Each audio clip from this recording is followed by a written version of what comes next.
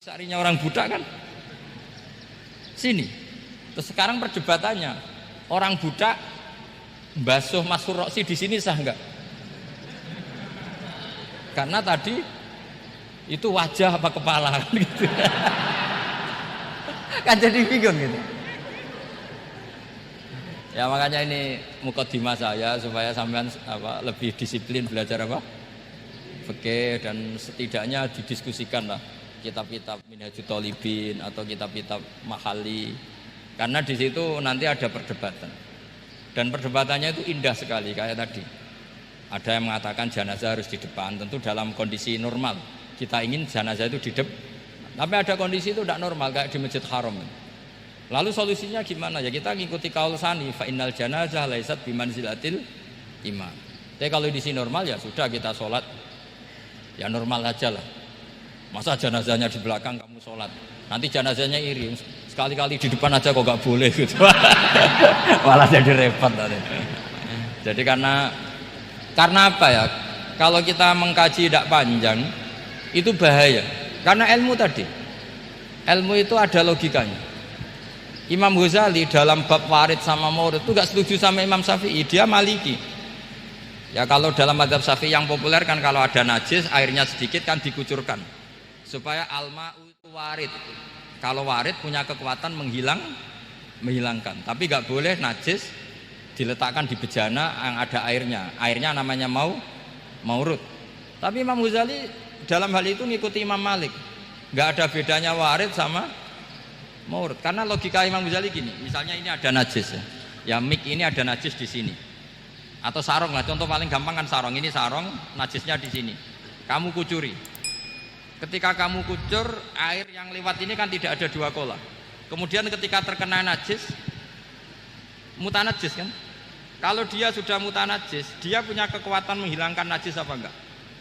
Enggak kan, karena dia sendiri berstatus mutanajis. Artinya begini, meskipun ini disorno, itu bukan berarti najis gak campur. Nah terus sampean misalnya bantah, tapi kucurannya wakil, terus nanti semua tersisa hilang. Ya kalau gitu nggak ada masalah kan, pertanyaannya kan karena banyu itu satu ciduk. Sehingga Imam Syafi'i mengatakan, cara berpikir Imam Ghazali, air itu oleh Allah dikatakan mutahhirun, mensucikan. Ya sudah, kalau ada air berarti mensucikan, baik caranya warid maupun maurud. Bukan karena air itu menghilangkan najis, karena tadi logikanya yang sudah kena najis, air ini sudah berstatus mutanajis, berarti pas mulai lewat ke bawah dia statusnya apa? Mutanajis, ke bawah lagi berstatus mutanajis. Misalnya sampean bantah, tapi mutanajis ini kan dihilangkan oleh air di atasnya. Iya, kalau ada jaminan air berikutnya bisa menuntaskan. Nak najisnya bandel, gandok kan terus panjang perdebatannya. Makanya kata Imam Ghazali, sudah dalam hal itu saya ikut Imam Malik.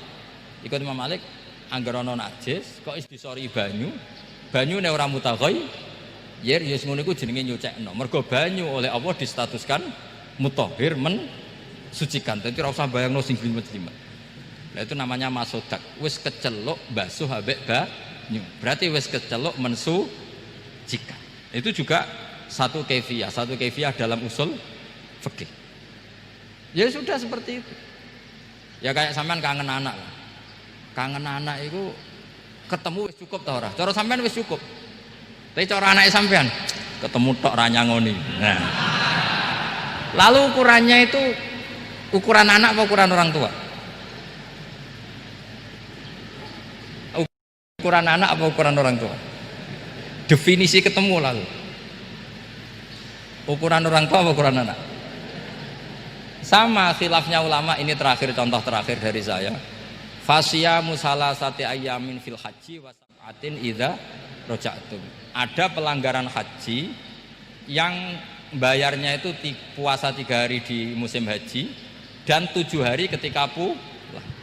Imam Syafi'i berpendapat 7 hari yang idza raja'tum ketika pulang itu orang itu setelah di rumah. Di mana-mana pulang itu setelah di rumah. Tapi menurut Abu Hanifah enggak.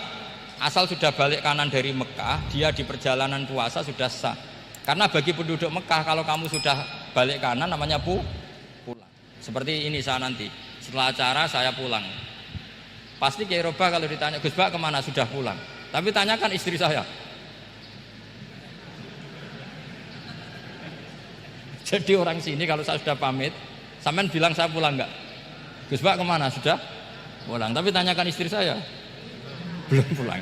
Lalu ukurannya ini jenengan apa istri saya? Lah mau enggak mau harus, karena Allah hanya ngendikan wasab'atin idza raja'tum, dan 7 hari ketika kamu sudah pulang. Ukurannya siapa coba? Ukurannya penduduk Mekah apa keluarganya? Kalau ukurannya penduduk Mekah, asal orang haji sudah cabut ya disebut pulang. Tapi kalau ukurannya keluarga, asal belum sampai rumah belum disebut pulang. Itu seperti kita dulu ketika era Wesel, zaman Ki Mas Buken, Ki Roba Mondok, saya kan era Wesel. Angger wong tua